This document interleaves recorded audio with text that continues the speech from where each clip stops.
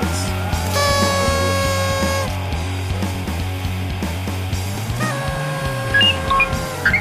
Welcome to Game Day Battle, where Cleveland sports news meets biased and outspoken opinion. It is Buckeye Bowl week, so we got a lot to talk about with that. But I want to start off. Got to bring everybody in here. Mr. Torres. What's up, Mike? BadCatDJ.com. Going real strong right now. The Twitter's going real crazy. So we got all that stuff going, man. Had this week off on a DJ scene, but I'll be back this week at Sergio Sherival for a New Year's Eve bash. Is going to be crazy. Man, I did one of the shows this past summer. We had about 800 people. So Yeah, say that name again. It's a fascinating Sergio name. Yes. Sherival. Sergio Sherival. Yeah. All right. I just like hearing you say it. I know. Sounds so Latinish. Yeah. DST, man. What's up, guys? Fancy factors doing? winding down. Yep, almost over. Yeah. One more week, maybe if you're playing a Week 17 Super Bowl. Got some info for you. And who wants to play a Week 17 Super Bowl? Nobody in this room. That's for sure. Yeah. So obviously your league wrapped it up last week. Well, they're actually still playing because of that Tuesday night game. So. Oh, okay. Nice. All right. Eagles, Yeah, which is crazy. I like it. Who postpones a football game because of snow? Michael Vick. Snow equals football. That's what football's supposed to be played in. It's a That's why we play in the blizzard, wintertime. you dig yourself out of it and you go out there and play. And you hand the ball off every down. Tell that to some of the great players who played in those great games, those snow bowls. Oh, and one of the greatest photographs ever is Brett Favre in that Snow Bowl a few Ice years Bowl, ago. yeah. Yeah, Ice Bowl, it was on front of the absolutely. cover of Sports Illustrated. That was a great picture. But no, Michael Vick, Adrian Peterson, all these sensitive players can't play in the snow. They don't play in Minnesota. Yeah.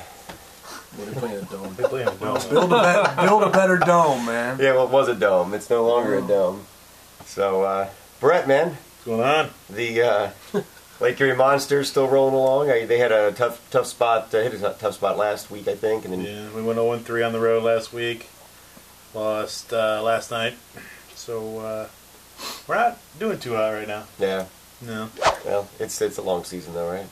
Yeah, we still got like 3 months left to go. Just to go out there and support those monsters. Yep. Yeah, and as we've mentioned before, I mean, it's a good family night, you know.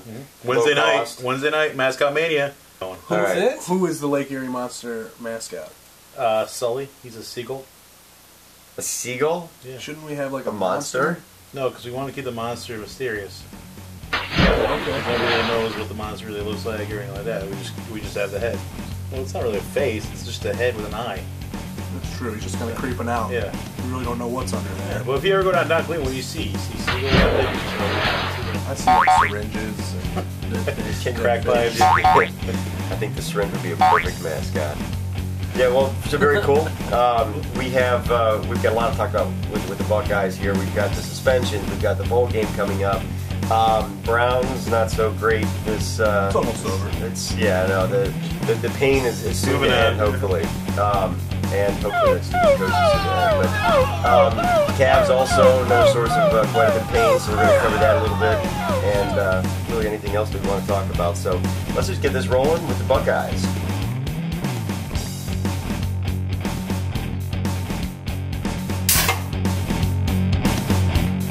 They played a tough team. 2010 was the final. McCoy, you know, he didn't show up like he has before, and he had a bad game, you know. And I think the guy's allowed to have a bad game, but I was pretty disgusted. Yeah, I think Mangini sealed his fate. He gone. He's done now. He gone. Yeah, I actually don't see Mangini leaving after this. No, I see Brian Daboll leaving. You gotta give it up, though. I mean, if we fire Mangini, Bless you.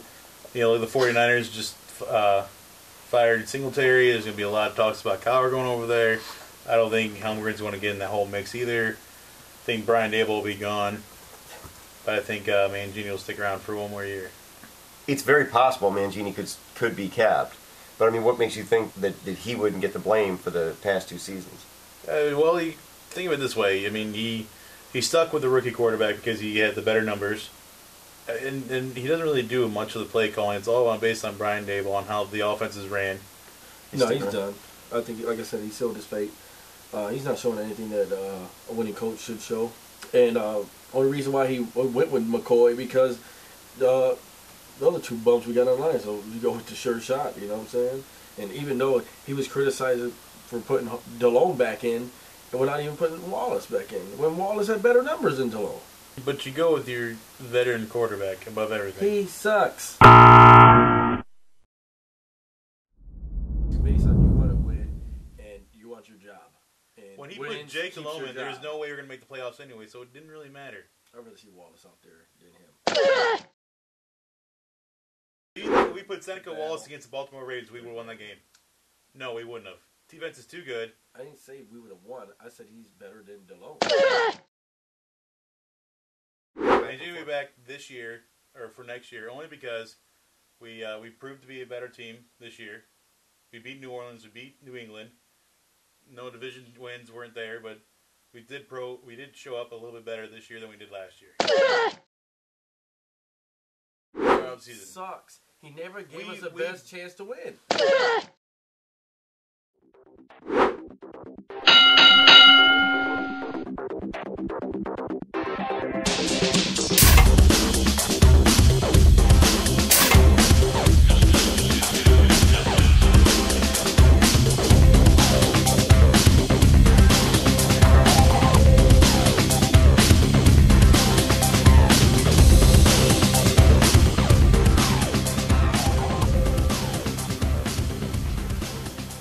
We want to welcome everybody back to a New Year's Eve edition of Ramon's Rumor Mill, where we break down all the hottest rumors in all of sports. So check this out. We're going to start off in the NFL, where one of our guys over here, Ohio State's own Troy Smith, acting up over there in San Fran. Him and the coach going at it. Big blow up. Even got the coach fired right after the game. Now, it's been said that Troy Smith is hard-headed, arrogant, a person who just don't want to listen or take advice from nobody. Now, that's reported by a lot of people who have access to those sidelines, so they know more than anybody what's going on. Now, this rumor is that he's not even going to be in the NFL. The teams don't want to take a chance at him because of the way he is.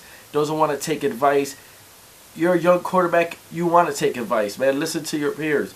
That's the way to go. But apparently not him. And after this debacle that happened, they said apparently they're done with him. Now we're going to stay in the NFL, where Washington's own Donovan McNabb is asking to be released. Now, after they signed him to this big contract, he's not playing good right now. He's 14.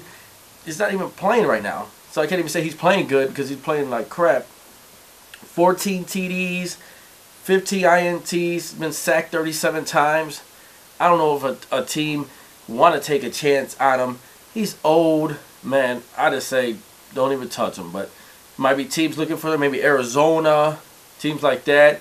Maybe even Minnesota might take a shot.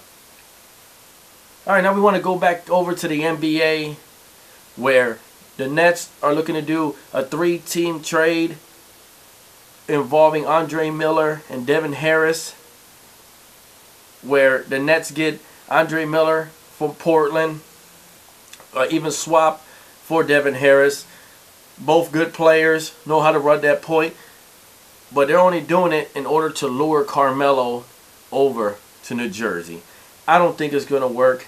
He's not that big of a piece in order to lure somebody like Carmelo over there. He needs somebody like a LeBron over there. You know, so he needs somebody with a big name in New Jersey in order to get that guy over there. He's going through some problems right now, so who knows where his head's at right now.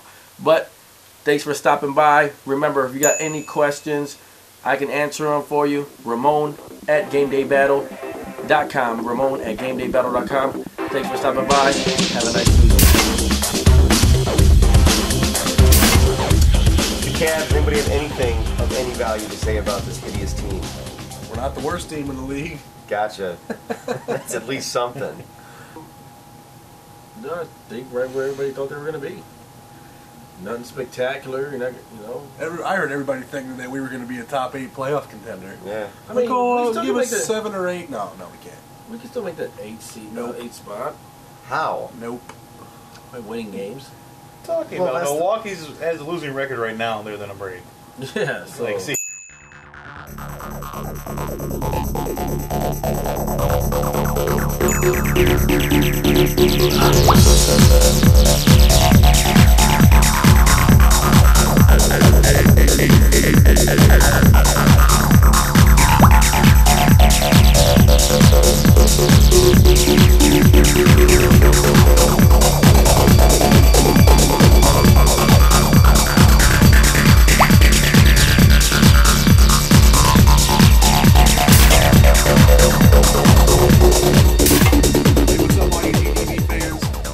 Exclusive Week 17 edition of the Fantasy Factor. Probably irrelevant for most of you guys, but in case you're in a Week 17 Super Bowl, DST's here for you, and I got some last-minute plug-ins if you guys are facing some desperation.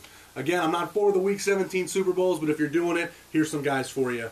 Quarterback Tim Tebow, Denver Bronco, 2 solid weeks, 300 yards last week, and a game-winning drive. Definitely showing some magical stuff out there. Might be worth a fantasy start if you're in desperation. Running back out in Jacksonville, Rashard Jennings, who's supposed to get to start over Jones Drew this last week. Didn't happen, but he's definitely going to get to start next week, so if you need some help at the running back position, look for Rashard Jennings. Wide receiver out there in Cincy with Ocho Cinco out and T.O., big question mark. Jerome Simpson snagged down 6 balls for 124 yards and 2 touchdowns last week. They're playing Baltimore, division game, so you know Cincy will probably be looking to put a little punch into Baltimore's face to finish out the season. So look for Jerome Simpson. Also, tight end, Tampa Bay, playing for that playoff spot. They're going to be airing it out with New Orleans. It's going to be a high-scoring game. K2, ex-Brownie, still giving him a little love. Hopefully he doesn't ride any motorcycles this week. But 7 catches, 98 yards, 2 touchdowns last week. He's available in a lot of leagues, so if you need some tight end help, look for K2. Let's take a look at last week and give out our Player of the Week award. It goes to Green Bay Packers. Aaron Rodgers came back after missing those 2 weeks, hurting some of his owners. But if you were lucky enough to get by without him, he definitely paid off some big dividends for you last week in the Super Bowl. 404 yards, 4 touchdowns. Unfortunately, that's 2 weeks in a row now that the Player of the Week beat up on the G-men. So, you know, not good things here. But if you're from a fantasy perspective, you don't want anything else. So DST at GameDayBattle.com. If you have any questions or you just want to give me a review of the show, we're going to save our Player of the Year awards and our all DST fantasy team for next week. So make sure you guys stop in. That'll be our final Fantasy Factor episode of the football year. And I got a surprise coming up for you guys, so stay tuned. DST's got some good plans. That's it, guys. Go get that W if you haven't already. If you won your league, congratulations. Celebrate, count that money, and make sure you rub it in everybody's face. So, till the next fantasy week, we'll be wrapping it all up. DST out. That's what we're definitely doing right now. Smart. We would have lost those ones last year, too, and got some of them good draft picks. Yeah.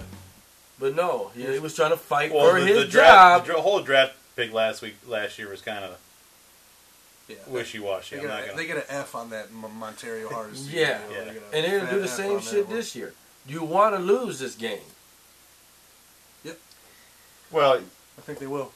And they probably will, but I don't think that you can. I don't think as a coach you can in any way be telling anybody below you we need to lose this game. Well, it won't. So, you see it in players. Well, and I think there's going to be a lot of players that are still fighting for a spot in the NFL, you know? And they're not going to play to lose this game, especially if they start McCoy, because McCoy's going to need his time. He needs to go up against a big, defense again, which he did pretty well against the Pittsburgh first game he played in the NFL. But I think they're not going to play to lose. They're actually going to put him out there and actually try to win this game.